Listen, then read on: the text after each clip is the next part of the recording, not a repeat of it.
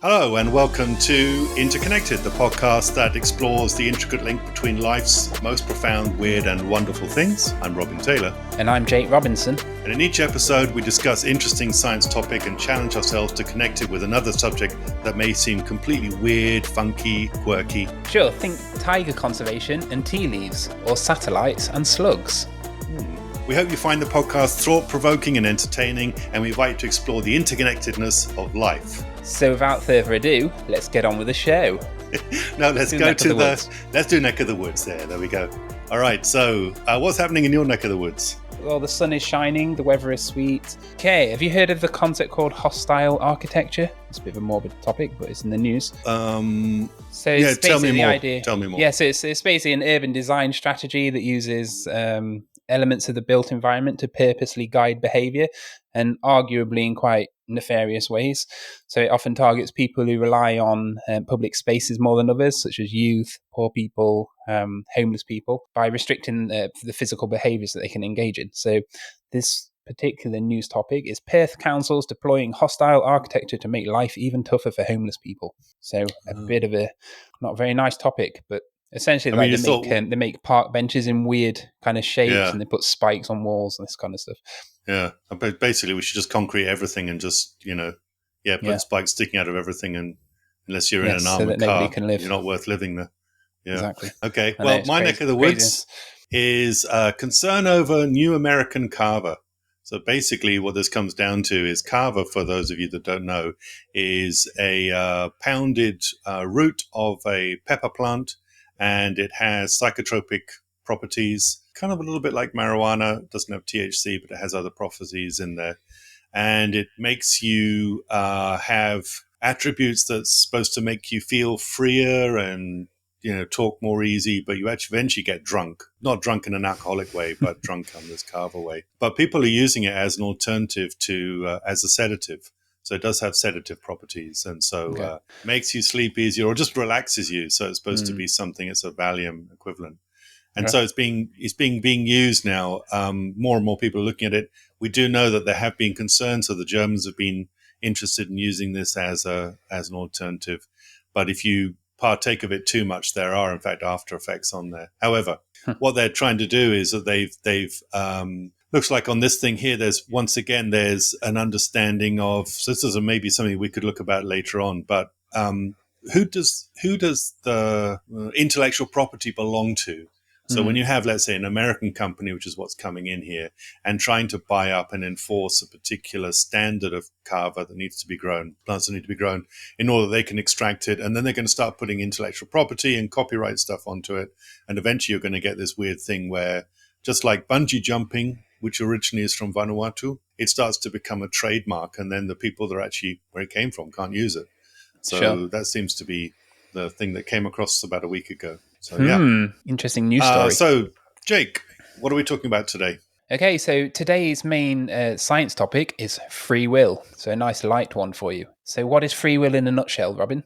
Well, that's a problem because it's really large. And the first thing to say is, although scientists like to have a dig at it and they like to try and talk about it, but for the most part, free will tends to be very much firmly in the realm of philosophy. So it's both a combination of philosophy and scientific evidence to try and back it up. But free will is the ability for you to make your own choices, or the belief that you can make your own choices, which seems very obvious to most of us. So intuitively, we feel like we can.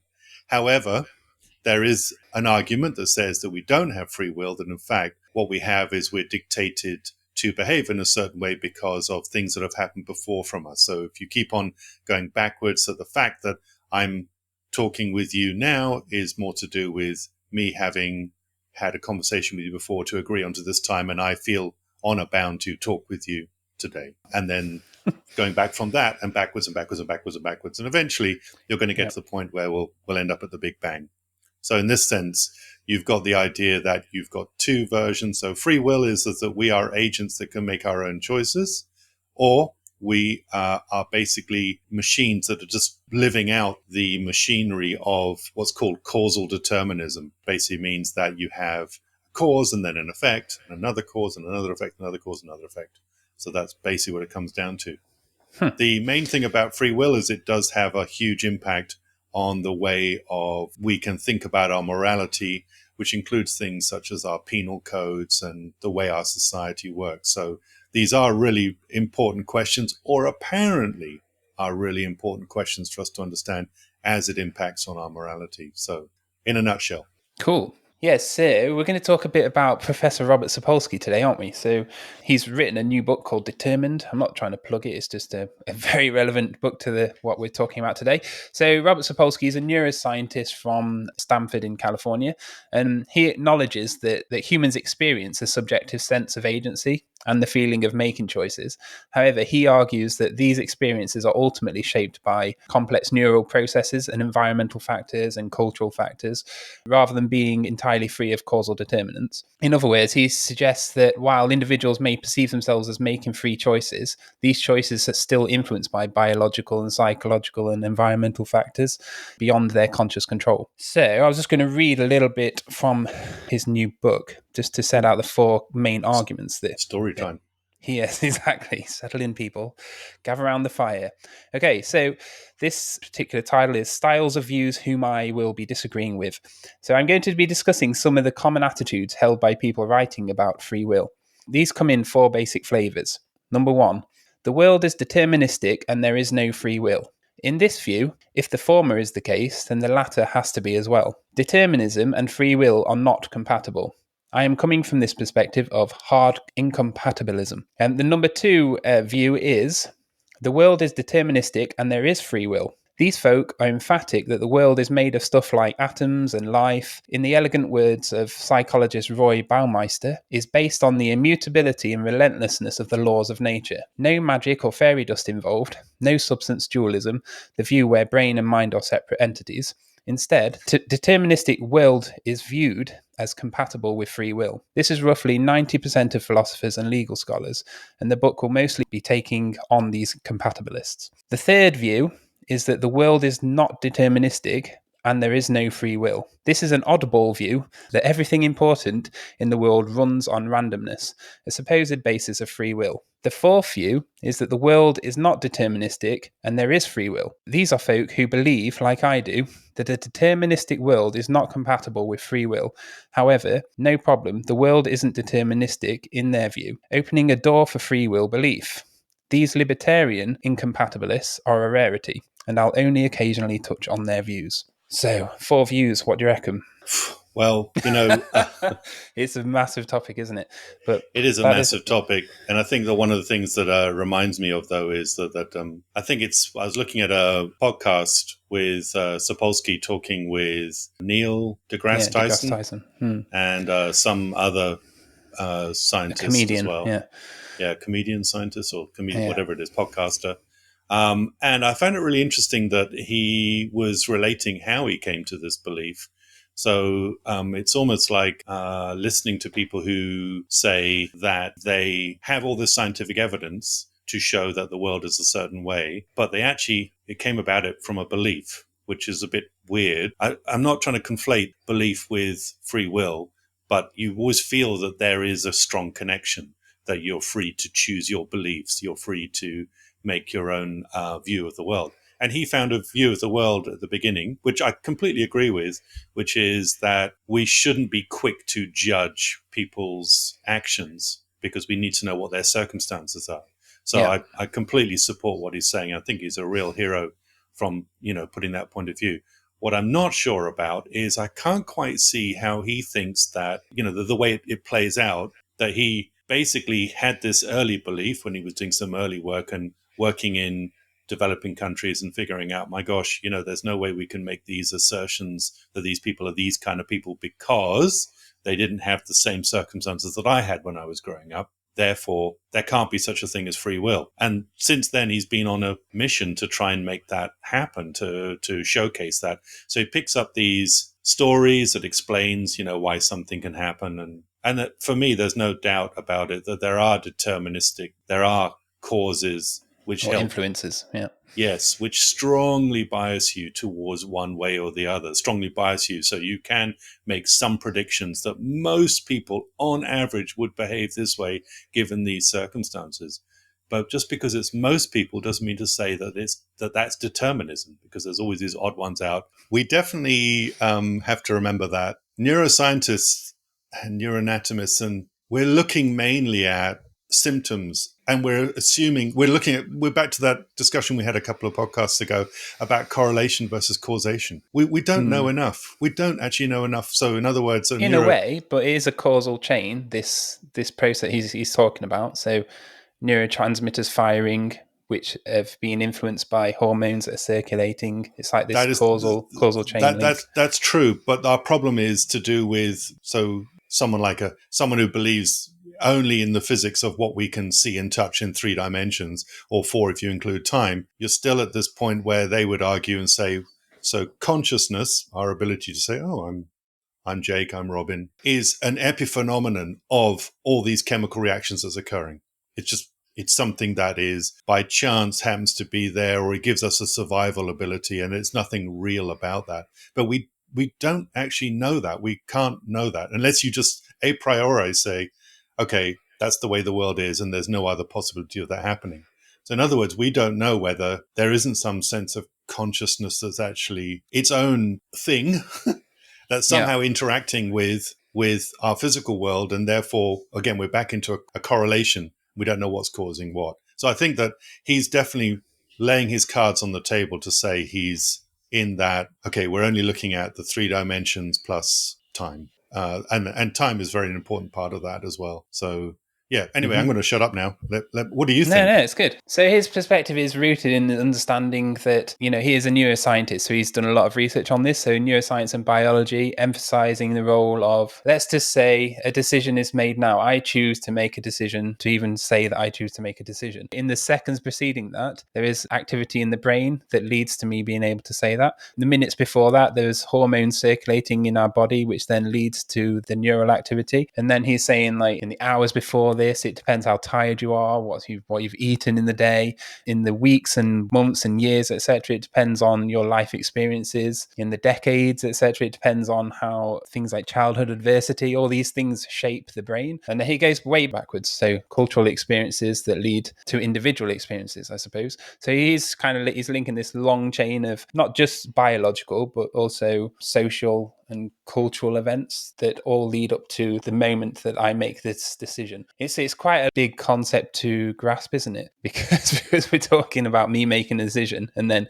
going all the way back in time to, say, my Pictish ancestors that lived in Scotland or whatever, how that shaped me being able to make this decision. It's such a big concept to try and understand. But in my mind, it does make sense. It does make sense that those things happened that then shape these things, that then shape these things, that then shape these things, all the way leading up to me making a decision.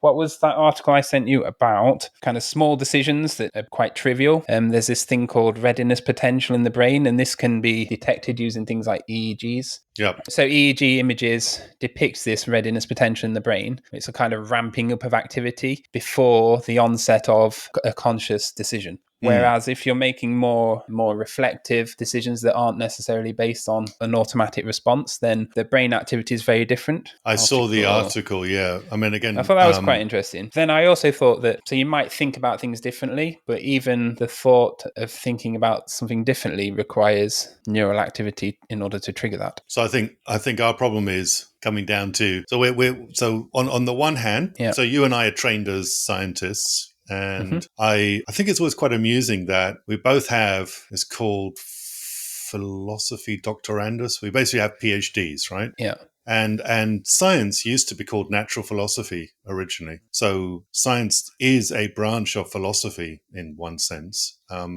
And, it's only now that we're getting doctors. I mean, now education systems are talking about doctors of, and then they name the topic rather than philosophy. But yeah, you and I strictly are doctors of philosophy, but it's natural philosophy that we are. And I think that the thing about the philosophy aspect of it, when you're doing pure philosophy, and when you, let's say, are talking about determinism, free will, compatibilism, incompatibilism, you're very much in the realm of philosophy talk and trying to understand what that looks like. So I think one of the problems is that we don't have maybe the language to understand what the consequences of that are.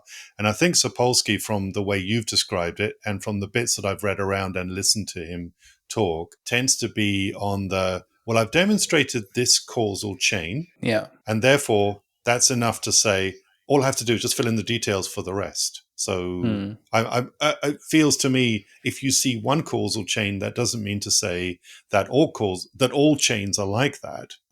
So I think that there's a problem there in that it is a huge thing to think about the way things, go backwards to, let's say, as you're talking about your Pictish ancestors, and presumably we can keep on going right back, right up to whenever it is. But at some point, I find that it's not convincing to me that means that everything is deterministic. I think that's where I'm struggling. And I'm still a little bit confused. So this is where, particularly for the philosophers, where they are speaking mostly about free will, it's to do with the idea, and maybe that's something we should be discussing as a much bigger topic, but what are the moral responsibilities of someone? So in other words, you talk about the free will debate in order to understand how to assign someone a moral responsibility. And when we're I reckon getting that's the next episode for sure. So why does this matter? Why does free will matter? Correct. Yeah. But I think that one of those things is that at that point, we definitely need to be either genning up a lot on my meager understanding of philosophy, or we need to invite a philosopher along to try and help explain things to us. Well, let's read up more on the philosophical side of things and have that in the next episode. So a follow-up episode to this one on why free will matters and how this affects society in general. So let's definitely do that. Can I pin you down, though? I want to pin you down, Jake. So what's my perspective? Are you a causal? Are you an incompatible determinist? That says Sapolsky. I sent to text you, didn't I? I said I'm kind of in the middle, waving at both the polar ends of the argument. So I'm not fully in either camp yet, to be honest. If we're talking about two different categories of free will, there's two variables of will. There's two things of interest. One is free will versus determinism, yes, and the other one is, are you a compatibilist or an incompatibilist? So the compatibilists are the ones that say it is possible to have free will and determinism working together. And the incompatibilists are the ones that say you can't. And then you can choose whether you're a determinist or a free willer. Okay. I kind of think it depends on what hat you've got on, like you just said, whether it's your scientific hat or your philosophical hat. If I put my kind of neuroscience hat on, then I feel like they're not compatible. Although, if you think of free will as, like I said, Sapolsky at the beginning, he thinks humans experience some kind of sense of free will, so it potentially is an illusion, although we think it happens. But then that doesn't necessarily mean it's compatible. So I think I still need to think on this more. But from a scientific perspective, I understand what Sapolsky is saying very intuitively. Like, it completely makes sense. It's kind of chain of events. But when we get into more of the realms of philosophy, it becomes a bit more muddy in my mind. What about you? Was that a cop-out answer? I'm definitely what's called a Garden of Forked Paths compatibilist. Okay. So it comes from a book written by a Spanish author who's going to get my pronunciation wrong, but it's Jorge Luis Borges, who basically wrote a book called, I think it's The Garden of Forked Paths. Okay. Or The Secret Garden of Forked Paths, or something like that. There's this idea that you are deterministic when you're along one particular path. Actually, the way the philosopher's interpreting it is, whatever your path was that you came on, that's your past. And then you get to a fork, that's where the free will occurs. And then you can choose a path or another. There's lots of problems with it. So lots of people have picked it apart and so they don't like it. But my intuition, like the thing that I feels that this is sort of the compatibilist. There are definitely deterministic roots, and I definitely subscribe in the same way that you do with my science hat on to, I can see a causal chain of that happening. Yes. But I think that there are moments where you definitely get to make your own, you get to make a choice. I feel like I am that way of thinking. It's just I don't want to give a strong philosophical answer before I've done a bit more research and sorted it out in my brain. Honestly, the navel gazing that goes on with this, because then am I allowed to do that? Is this my free will? Who knows? Can I just talk about part of Sapolsky's argument? So, for instance, if you're in your mother's womb, lots of things can happen epigenetically to influence your body's makeup, your body's physiology, etc. Your mum can be drinking lots of alcohol, for instance, and this will shape hot housing, putting Mozart speakers on the tummy. Like, you come across that? No. They got these waistbands where you got speakers, and they put it on. And they basically, because at some point they said, it helps with the development of the brain to listen to classical music. So, well, actually, we can do another episode on that because I have some information on. So high frequencies, you actually do better at maths exams. Anyway. we'll talk about that another time. But yeah, so these influences do affect your body's makeup, which does affect you as a person, which does affect your decision making and your behavior, etc. Mm-hmm. How does that sit in with it? So, for instance, if you're not brought up in nature, you're not receiving the signals required for a healthy cognitive development, for a healthy immune system, which is linked to the brain. We've talked about this before, this kind of bi-directional communication system. So all these things will affect your decisions. So these things are actually out of your control because you're in your mother's womb, or you're a child with, you can't control where you've been brought up necessarily, or you can't control some of the stresses that reach your body. When you're a kid, if you haven't got a properly trained immune system, then you're going to grow up having a lot more different conditions that affect your body and your mind. Therefore, that situation will have an effect on your personality, will have effect on the decisions you make, etc. Sure. We know that for sure. Like, we don't necessarily need to. Sure, but we can talk about, let's say, personality dispositions, or we can talk about kind of person you are versus the decision that you make at a particular time. So to come back to free will, we could say, yes, this person has an overall negative disposition, or they are, the glass is half full or glass is half empty, or whatever it is. But on this particular occasion, what do they actually do? That's, I think, where the free will versus determinism argument has to come down. And that, so in other words, we're not saying anything fundamentally earth-shatteringly, amazing by saying that there is deterministic stuff, and the environment does have a big contribution to the way that we think and the kind of person that we are. Absolutely. That's not in question. It's just a question of, is it 100%? And I think that's what Sapolsky's arguing. He's arguing, is it 100%? Okay. So neuroplasticity and agency. So the brain's capacity for neuroplasticity, or its ability to reorganize and adapt in response to experiences. Does this suggest that individuals have some degree of agency in shaping their own neural pathways and decision-making processes? Does this fall in the support free will or support determinism argument? So the perspective implies that while the brain may be subject to various influences, individuals can still exert some level of control over their own thoughts, right? Does neuroplasticity not support the argument for free will and long-term potentiation, etc.?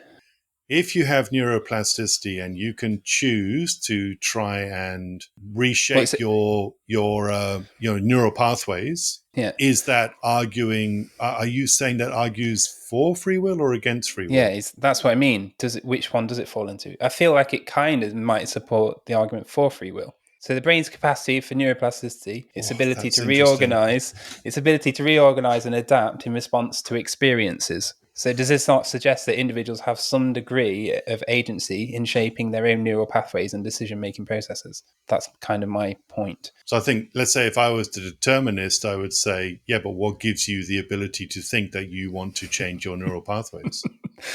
Yeah. So we're back. So I don't think it gives it support. It's never going to be solved, this argument. Let's move on, I reckon. So let's move on to the next main part of the show, interconnected. So in each episode, we cover a main science topic, but we also challenge ourselves to link it with a topic that might seem completely random or unrelated. And this week, it's your turn, Robin. So what's the topic and how is it connected to free will? All right. Well, I did think about this for a while, and the reality is that you could link free will to almost anything in a really banal way. So, it's not like the other interconnectedness that we've had. So I've decided to take a personal route here. So it's a little bit of my journey so it's the interconnectedness of free will, and basically how it comes down to me being where I am today.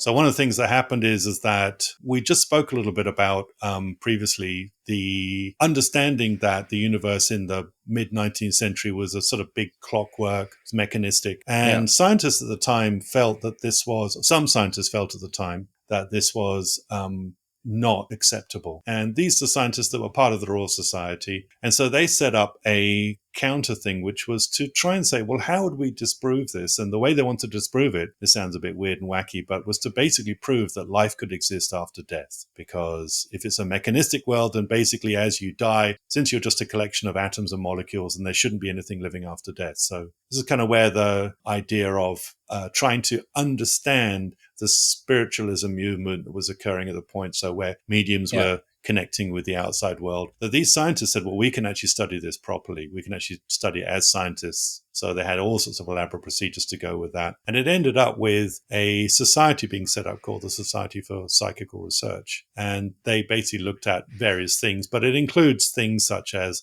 survival of bodily death, and what most of us would know now as being extrasensory perception, which would be telepathy and clairvoyance and seeing into the future and moving things with your mind. So what was called originally telekinesis and now psychokinesis. And then eventually in North Carolina, I think, Duke University, J.B. Ryan was a guy that managed to set up a lab, and he called this new science, which he took on from that to get away from that, was called parapsychology. A person that was a famous author from the 20th century, a person called Arthur Koestler, was massively interested in this and actually supported a lot of the work that was being done at the Rhine Institution for Parapsychology. Parapsychology was accepted as part of the AAAS, so it's actually acknowledged as a real science. And I think one of the things that people don't understand is that parapsychology doesn't mean to say that you believe in life after death or you believe in extrasensory perception. It just means you study it. You just study it. And so when he died, he bequeathed a foundation fund to be set up to have a parapsychology lab set up. And it finally landed up in Edinburgh University.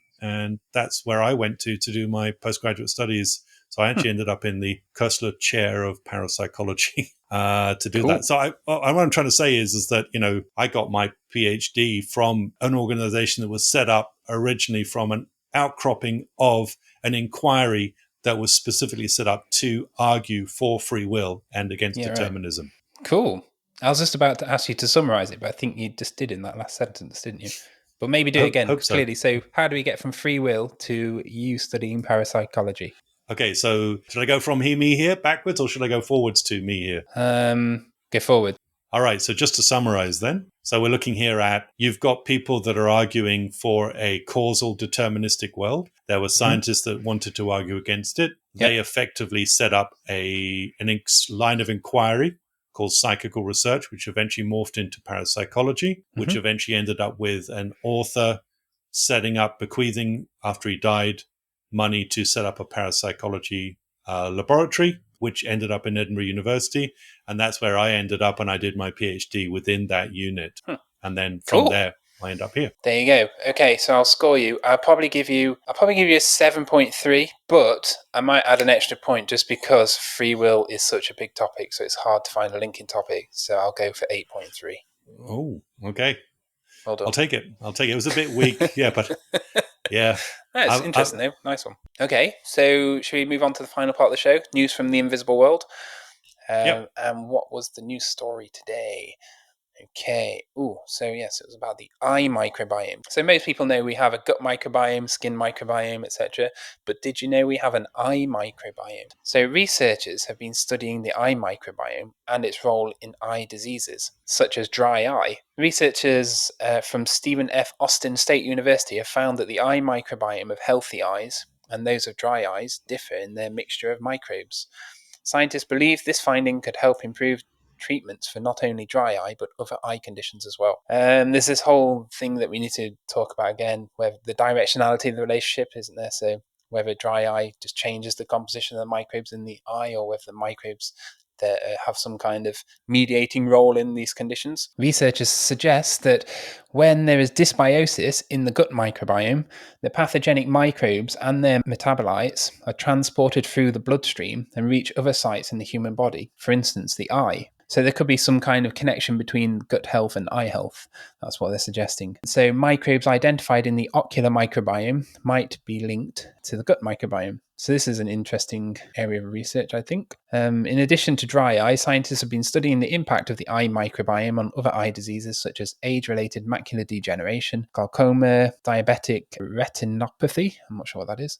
Well, I can have a good guess though, and cataracts. So there's a particular species of bacteria that was present in those that have dry eye conditions. Acinetobacter. Yeah, so that's basically it, the eye microbiome. So everybody has an eye microbiome. The microbial composition is linked to certain eye conditions, but also there's some talk about how the gut microbiome and its dysbiosis, so this is the kind of imbalance or sort of degeneration of the microbial communities in the gut, how this can then affect other parts of the body, for instance, the eye. So I guess we might be able to, for instance, look at the eye microbiome to maybe diagnose things that are going on in the gastrointestinal system, or the other way around. We might be able to look at the gut microbiome, for example, through fecal samples, and then be able to predict future eye conditions such as glaucoma.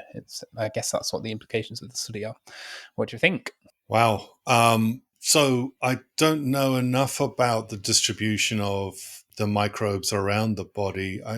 My understanding is that 90% of it is in the digestive system. Is that right? Yeah, so the gut is one of the Right. densest habitats on the planet, so a bit like the soil. So most of the microbial species are in the gut, but there are significant microbial communities in the armpits, hands, skin, airways. Okay, so is the argument that, so help me out here a little bit, Yep. is the dry eye basically that Mm-hmm. there's not enough moisture being released from the tear ducts to keep Yeah. your eye moist? Is that right? Is that so? The microbiome must be affecting that part. Yeah, I guess so. That's the implication. So again, we've got this directionality thing, haven't we? Is it that the fact that we've got this dry eye condition, which then alters the environmental conditions in the ocular area, which then selects for certain microbes to live in your eye Yeah, area, I'm or just trying is to. it that the microbes in your eye that Right. then have some kind of influence over the Yeah. conditions of your ocular area, which then leads to dry eye conditions? Okay, so I've got that part. I'm just a little bit unsure about where this microbiome exists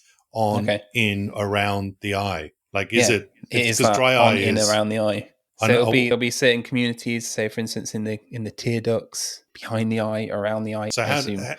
how do the microbes get there? Is my next question Yeah, from the okay. gut. So the body's obviously colonized by the environment for a start. So Mm-hmm. you'll have Yep. microbes coming in all the time. You're constantly hitting microbes as you're walking through any particular space. So that's one route. From the gut, the fact that microbes are motile, many microbes are motile, so they can kind of travel and move around, traverse the body.